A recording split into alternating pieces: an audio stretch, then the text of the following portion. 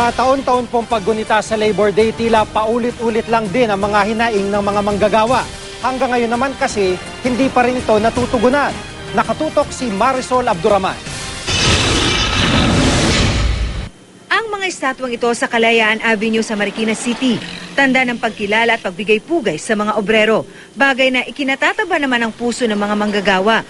Pero hindi lang daw ang pagkilala sa kanila ang mahalaga.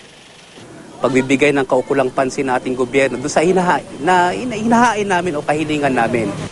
Sa tagal na panahon na raw ng kanilang pakikibaka, wala pa rin daw solusyon sa kanilang daing.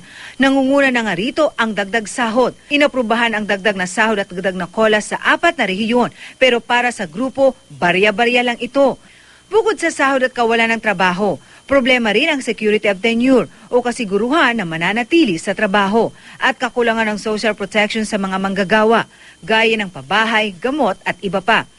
Upang nang sa ganun ang sweldo natin ay makaabot sa cost of living. Sa ngayon ay 1,000 na, no? Ang dapat nakikitain ng mga manggagawa sa Metro Manila para sustentuhan yung pangangailangan ng pamilya. Marami na nga mga manggagang namatay dito sa pakikipaglaban. Hiling din nila magkaroon ng dialogo kay mismong Pangulong Aquino para personal na marinig ng Pangulo ang kanilang hinaing at malaman ang tunay na kalagayan ng mga manggagawa. Marisol Abduraman, Nakatuto, 24 Oras.